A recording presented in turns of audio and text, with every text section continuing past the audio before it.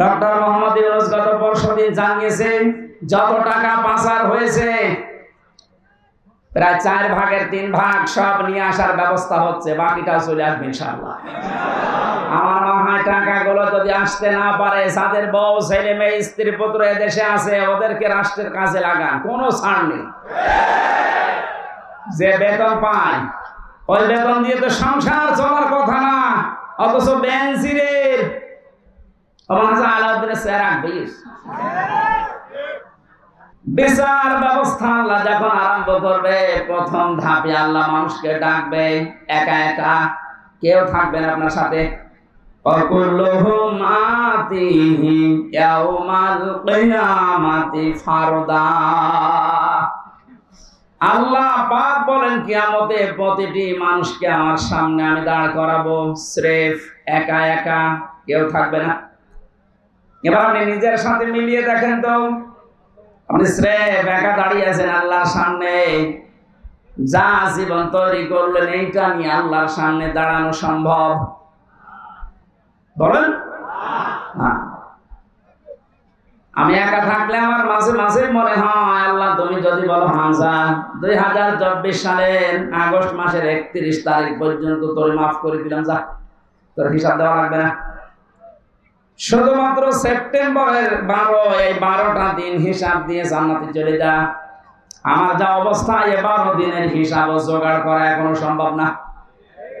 আপনারা পারবেন না? আপনারা পারবেন? হিসাব এই শব্দটা শুধু আমরা নাম শুনি, এটাতে কত বড় ভয়ঙ্কর বিষয়। যারা বিশ্বাস স্থাপন করেছিল যে হিসাব দেওয়া লাগবে, তাদের চরিত্র পরিবর্তন হতে সময় লাগে নাই। আর যাদের ভেতরে টেন্ডেন্সিটা আজও পয়দা হয়নি, ওই মানুষগুলো কাবা শরীফের পাশে যে মাসের পরে মাস থেকে আসে, তারপরও চরিত্র বদলায়নি। এর প্রমাণ এই দরবেশ বাবা। আমি সেই কয়বার কাবায় গিয়েছি, সেই কয়বার দেখেছি ও কাবার পাশে তাওহীদ তাওরে থাকে। 14-15 লক্ষ টাকা খরচ সেখানে, আর আমরা থাকি 1.5 কিলোমিটার দূরে। এত কাছাকাছি থাকার পর ওর চরিত্র দেখেছেন 36,000 কোটি টাকা, অথচ পদ্মা সেতু বানাতে লেগেছে 32,000 কোটি, তা তো মারিন কাটিং। এত খবর না, ও টাকাগুলো যদি পাচার না হতো আমার মনে হয় সেতু আর একটা বানানো যেত। কয়েকদিন আগে মালয়েশিয়া দেখলাম পেনাংয়ের পাশে 2টা সেতু পাশাপাশি, একটা 18 কিলো, একটা 9 কিলো। আমাদেরটা হয়ে যেত।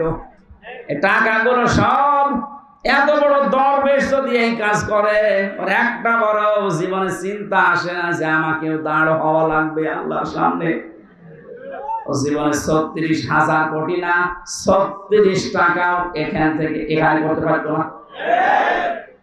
কালকে যশোরের বেনাপোলে যিনি আমার মাহফিলের সভাপতি ছিলেন, বাংলাদেশ জামাত ইসলামের কেন্দ্রীয় কমিটির শোরা সদস্য উনি মাওলানা আজিজুর রহমান। ওনার জীবন চরিত্র শুনলাম আশপাশের মানুষ থেকে। একটা সিম্পল মানুষ, চাকরি করে একটা, যেদিন যেতে না পারে চাকরির বেতন শেষে যা পায় ওখান থেকে ওই দিনের বেতনটা সরকারের খাতায় জমা দিয়ে দেয়। আপনি আল্লাহর ওলি খুঁজে পান না।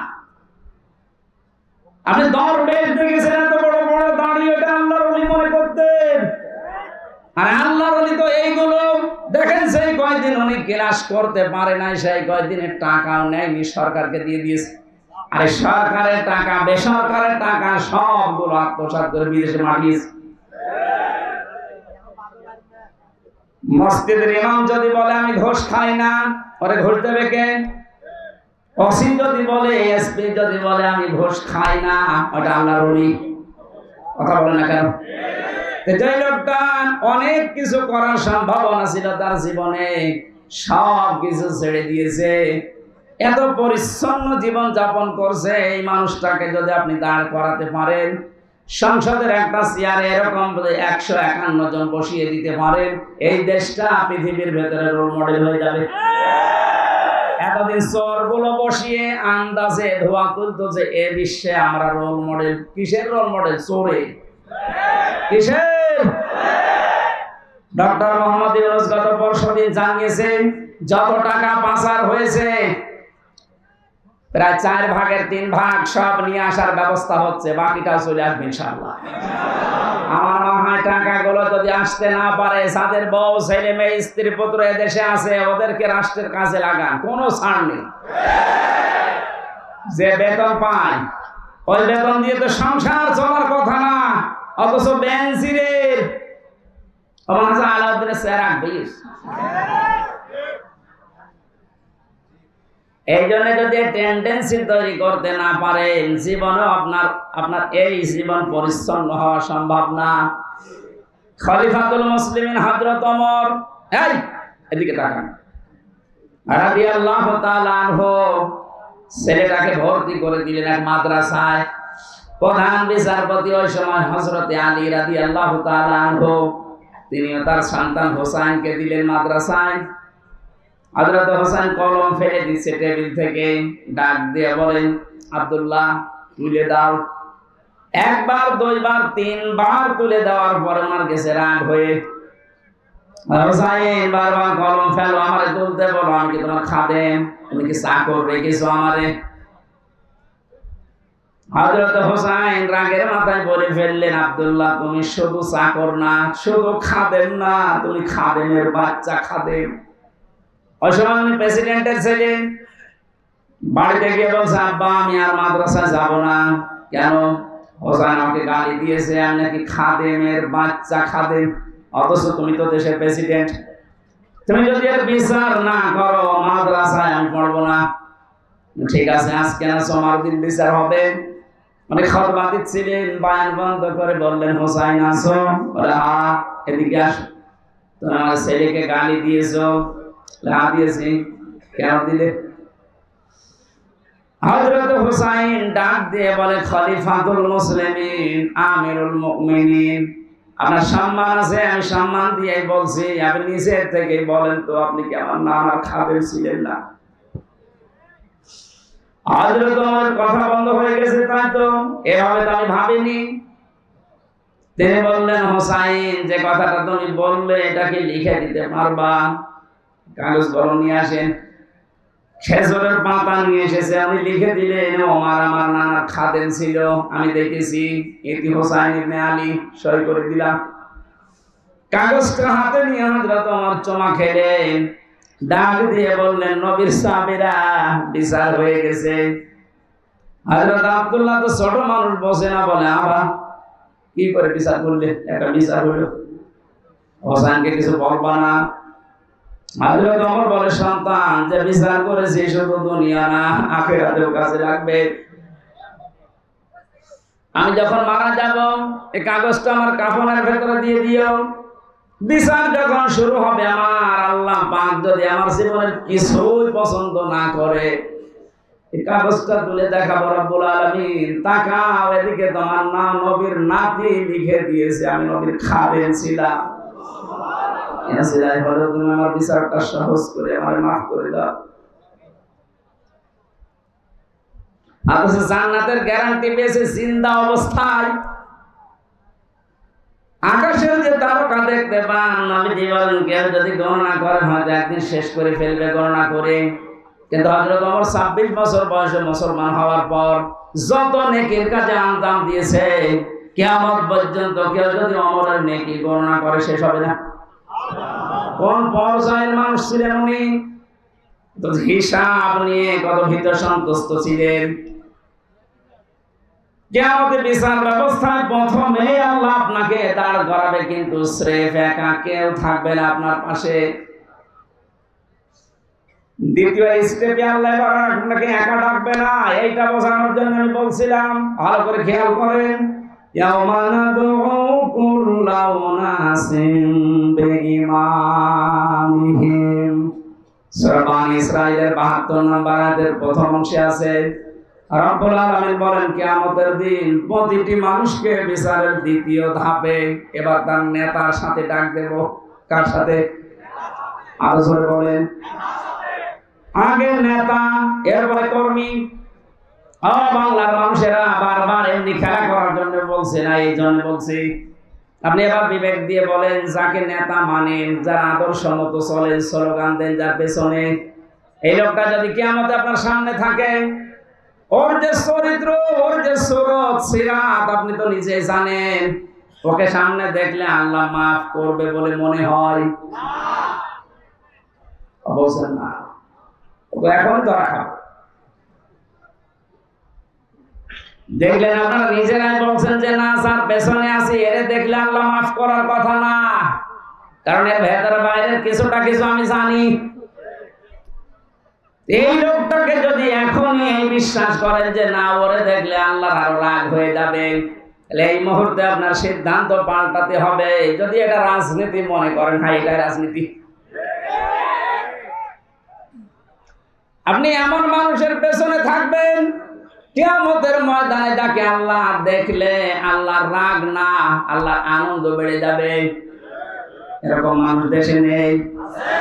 এর দলিল আছে সূরা নিসা 5 নাম্বার পারা 6 নাম্বার পৃষ্ঠা 9 নাম্বার লাইনের 59 নাম্বার আয়াতের প্রথমে আছে জাতীয়, এই ফেল, এই ভার্ব, এই ক্রিয়া, এই শব্দটা আল্লাহ নিজের নামে আর রাসূলের নামে রেখেছেন, কিন্তু উলিল আমরের আগে আল্লাহ এই শব্দটা দেননি।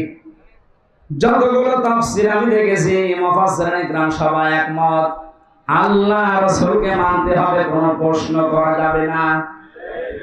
আল্লাহ রাসূলের পরে যদি দুনিয়ায় কাউকে কেউ মেনে চলতে চায়, অবশ্যই দেখতে হবে লোকটা আল্লাহ রাসূলকে মেনে চলে কিনা।